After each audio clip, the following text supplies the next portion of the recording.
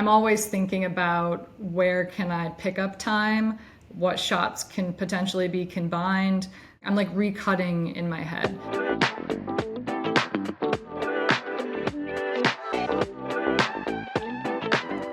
Welcome to another Finally podcast. Today we're going to talk shop about the basis spot called Seamless, produced by Kerry, Ware and the BRM team with the creative support of director Kristyna Archer. Thanks both for joining. Yay! Hello, good to be here. It's nice to be here. Before we get into it, Kristyna, tell us a little bit about where you come from and how we connected with you. Yeah, sure. Well, I'm Kristyna Archer, director, photographer, and I do a lot of work that is very stylized and comedic, and have been also exploring AI in my work and looking for ways to be very tech forward and as innovative as possible in this ever-changing landscape. And I think that me and Kerry connected. One of my favorite DPs, luckily, was also on the project, Michael Lockridge. He connected us, maybe like December of 2024. And then we just started, chatting about the concept, getting to know more about the client, and then kind of, we went from there. Kerry, probably most people already know who you are, but tell us a little bit about yourself. How did you wind up taking Chicago by storm? Yes. I was in LA for 20 years. Yeah, I worked in unscripted TV for a long time. I worked at the Ellen DeGeneres Show. It was my first job. And I was there for 3 years. Went on to work on a lot of different reality shows, dating shows, all glorious shows. And then, yes, just kind of started wanting to move away from LA, decided Chicago would be fun to try, and got connected with you guys, and yeah, moved here in January. Well, we're lucky to have you, and excited that we got to work with you, Kristyna, on this project. Hopefully a lot more to come. Let's jump in. When I talk about this spot with a lot of people, they kind of can't believe that the creative came from the client, right? It's a unique situation to have such high-end creative coming directly from the client. Talk to me about the challenges that exist when you're working directly with the client versus having an agency buffer, Kristyna. I absolutely love being closer to the client. It's always made the process much cleaner, much smoother, and it truly felt like an additional creative team. It didn't feel like some stodgy, client that was just like, it wasn't at all the vibe. So I think it was such a pleasant client to work with, and we didn't really have, just from my perspective. Yeah, and I think too, like your treatment from the start, they were like, this is exactly what we wanted and what we had in mind, because there were so many details with, especially this project. It was like a 60s-era project. Just the basis team being willing to work directly with our team members was super helpful, I thought. Well, let's talk about the 60s. This spot was number 2 of a series, and characters and time period and aesthetic was very much dictated by what the client visualized. As you said, basis was very hands-on and really had a clear vision of what they wanted. What are some of the production challenges, both from the creative and logistical side, of creating a period look?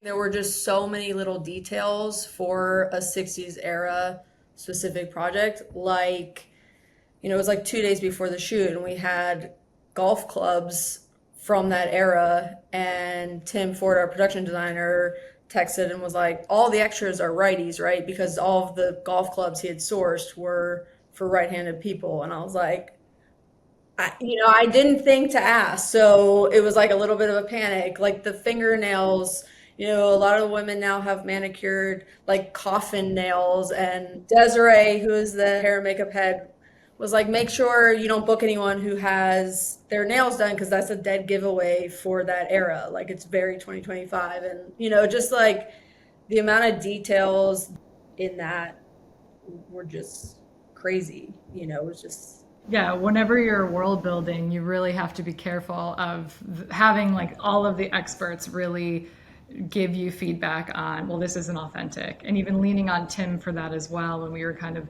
yeah, we were going back and forth on so many small things. And I feel like it's often like it's the Starbucks cup situation that shows up in the Game of Thrones. Like if you have one thing off in the background, like it'll take you out of the world. So that's, you're not doing your job if you do that. So you really need to just, it's so much about all the little details. The nails was such a good call out from Desiree, and like having your team, just thinking through those things is so important. What I noticed is because I've worked a lot with hair, and what I've noticed is really like the challenge behind the wig or the hairdos in general, right? Even going from part one to part two, the amount of energy to get the right wig, to have it look real, to be in the right style, and then what do we do if she's in the pool? Are we putting on a bathing cap or not? And all of that, Kerry, do you want to talk a little bit about the process in working through the wigs and maybe some costume work? Yeah, the wig was definitely crazy. I know so much about wigs now that I did not know. We had one wig. I think in a perfect world on something like this, you'd have multiple wigs that were identical, but maybe styled for each scene. We had one wig, so that presented some challenges for the hair and makeup team. They needed time to do the different hairstyles, which we didn't have much time. We had a lot of stuff to get in 2 days. So I know during the shoot, the basis team was like, oh my gosh, the wig looks incredible. And I was like, yes. And then I found out that they just decided amongst themselves to just go ahead and add the hair because they were like, there's not enough. And so The hair and makeup team added it. the hair and makeup team added it. And then once the client was like, wow, this looks incredible, they then let me know, yes, they added a bunch of hair. Once the client loved it, they decided to charge you for it. Correct. That's correct. Kristyna, what's your approach when presented with a period piece? How do you go about creating a look, creating style frames, creating, whatever it is you need to communicate your vision, and what kind of research do you need to do initially, and then what happens after you win the gig? Yeah, I mean, it was such a joy to dig into more references and research, obviously, just to kind of refamiliarize myself with more of the palette and lens choices. And I think, obviously all the art direction and the wardrobe and all of those things were so critical, but I think where we were able to really capture it in camera as close as possible was with our choices of lenses, our choices of filters, adding, having some really vintage glass that was able to just soften things up, and also just the way that we were lighting and making sure that we kind of lean toward these warmer tones. And I mean, simple things like even there's these filters, I love this black pro mist filter, and there's glimmer glass, but just these little touches that take the edge off of the modern day camera, and really shape it in the lens and bake it into the footage, because a lot of that stuff, it's hard to rely on a colorist to really bring that much of a sway into this kind of retro looking world. So I think baking it into the footage with working with Michael Lockridge, who was really helpful in finding the right lens choices, was pretty amazing. Are you thinking about working with a colorist from day one? Are you developing a look from the moment you get your pitch in, or is that something that develops? Well, for me, it would develop based on the actual choices that we make for what ends up being the wardrobe direction, exactly. Because there's so many bold colors from that time period. And then there's also this sort of faded look to it as well. But then, it's this sort of fine line between the 60s and the early 70s, and, just kind of swaying it in either direction. Because primary colors were so, that red, that baby blue, that, those tones were so prominent as well. And so I think, we always look to create a LUT and kind of work through that, see what's feeling right to be able to kick off the colorist in the right direction. But I mean, yeah, I mean, the color was such a major component of this, of course.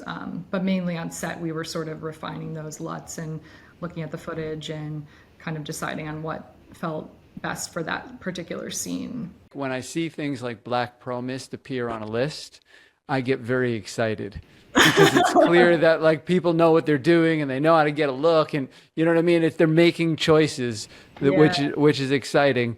So this project, from a production standpoint, seemed like it had a couple of hurdles to get over. Seemed like it had more than its fair share of challenges.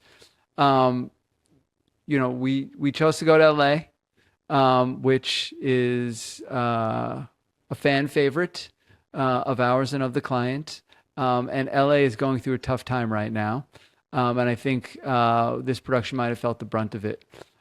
Kerry, talk to me a little bit about some of the challenges. And I'd be curious, Kristyna's point of view, if she even felt them going on. I think she felt the weather. I think we all felt the weather. It rained both days and we were all outside. Every shot was outside. And I will say that Bottle Rocket really did, and Kristyna, everyone really wanted to shoot in LA, which I thought was so nice because LA is going through a tough time. And it was important to everyone, I think, to film there. And it is a challenging city to film in. Like, I had just moved to Chicago, and when everyone was like, cool, we're gonna go shoot in LA, I was like, oh no, why? Just like parking and all of the logistical stuff that goes with a bigger crew in LA. But we ended up finding a really good location in lovely city of industry, which I think we were all surprised to know that there's a giant resort in the city of industry, you know. And I did say from day one that it rains a lot in LA, you know, in February and March.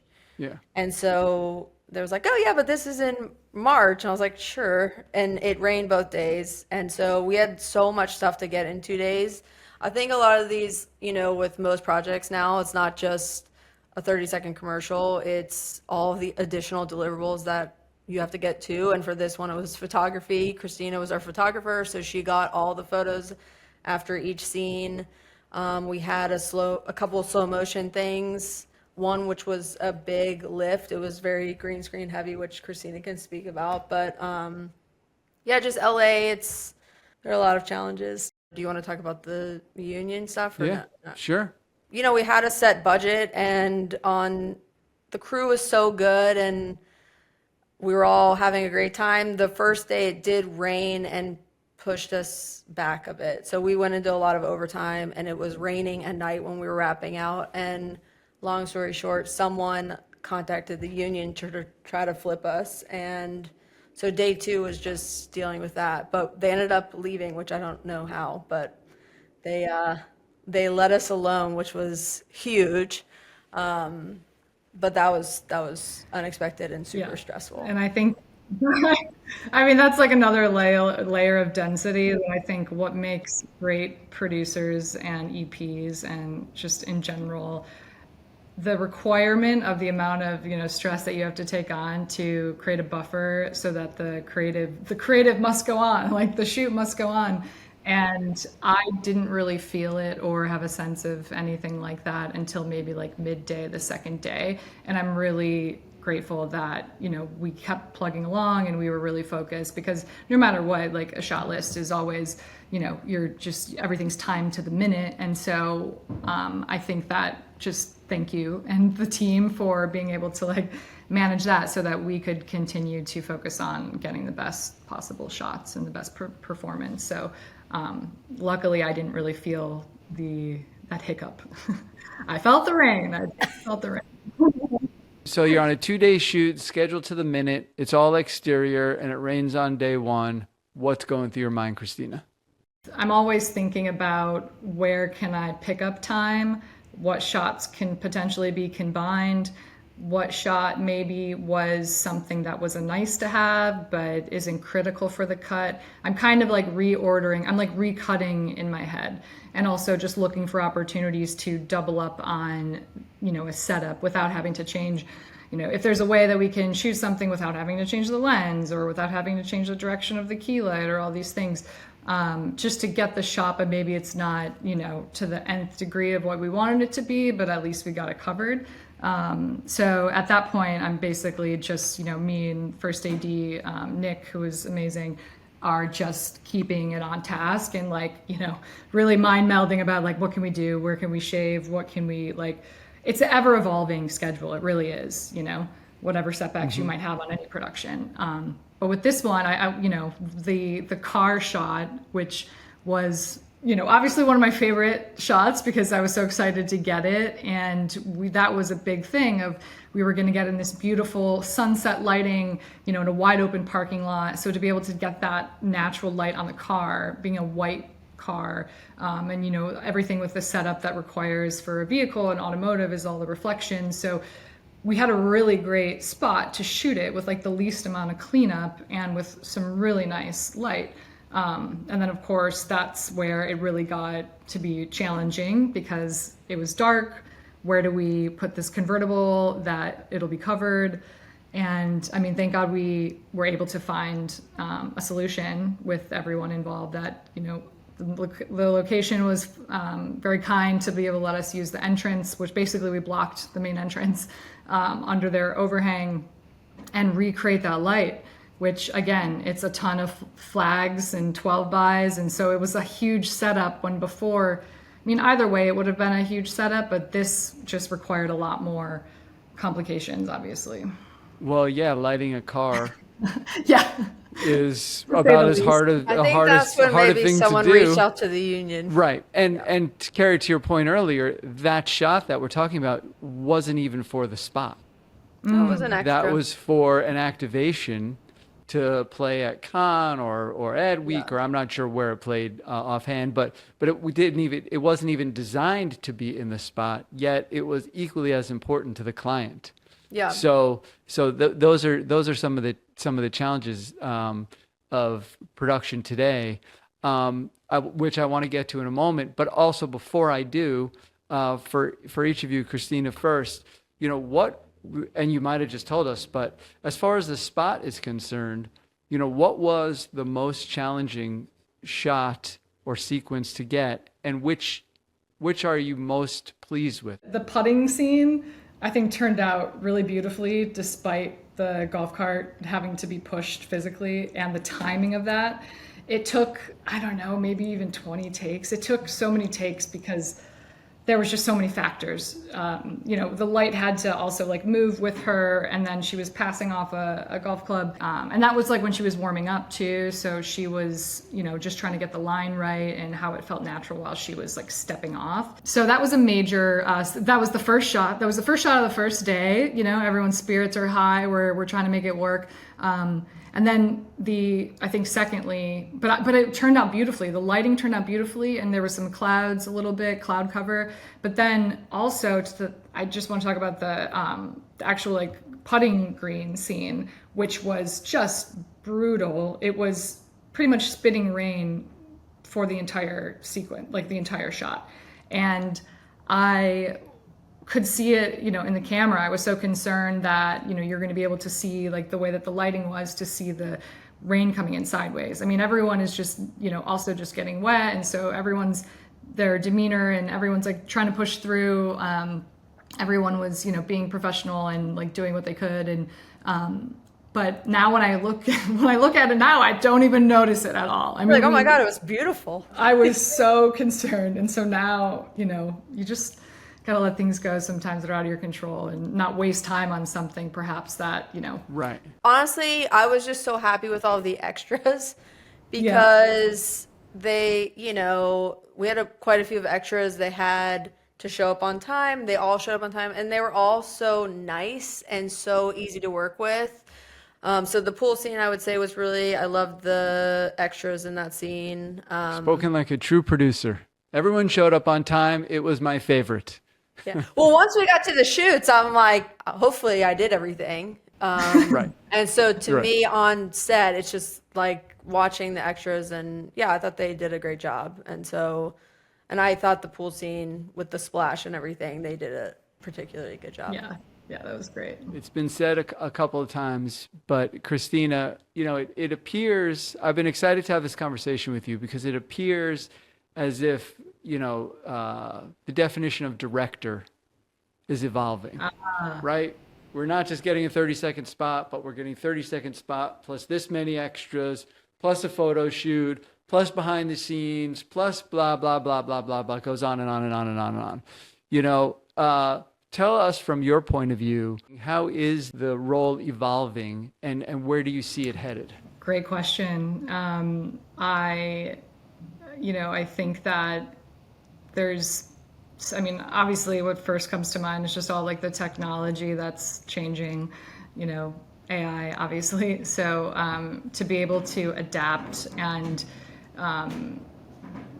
just being able to be resilient, to be able to kind of make things like not necessarily, I don't want to say like faster, cheaper, but just there is a pressure overall, I think, in the industry where budgets are smaller and we still, want to create beautiful, polished work. So we're constantly looking for solutions to kind of find ways to cut corners and to still have what's on screen look amazing.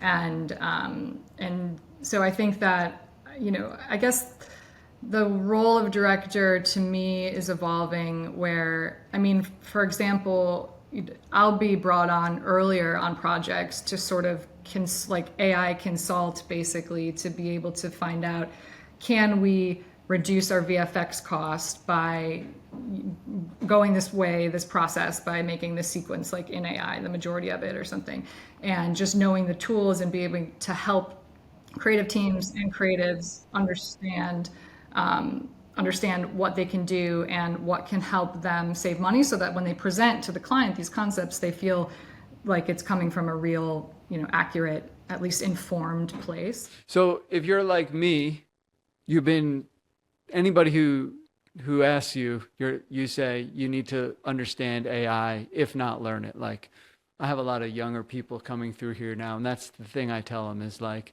I'm glad you study photography. Keep taking photos, but also understand how AI is working. Are you using AI the most in your day-to-day with regards to directing? I'm using it in the creation of worlds, like the backgrounds, the environments. I'm building upon scenes that I've already shot. I'm adding camera movement. I'm, creating insert shots or cutaways that maybe don't require a person that, I know I can achieve.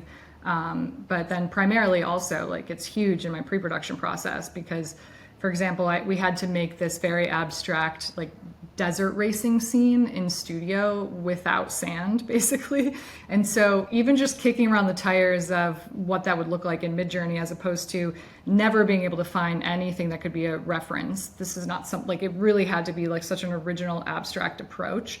And it really helped my set designer kick it off with, like, I could see how the shape of the set and the pieces could kind of come together just for like a beginning of the conversation. So in pre-production and pitching, it's been pretty huge for me. So all around, like, basically my entire process has changed with AI implemented in each step. It sounds like you kind of use it similar to the way we do, in that it's not to replace anything, but it's to augment certain skills or certain phases of production. Did you use any AI with this basis spot? For the pitch, I didn't actually, which was really great. Yeah, I just found so many great, like, authentic references. It wasn't hard. Cool. So, Cool. yeah. Because I'm pretty sure the client used it to brainstorm for themselves early on, like before we connected with you. We used AI in post for a few things. We removed rain. You may recall there is a shot of our main character and her feet are in the foreground. When she was in the pool. When she was in the pool.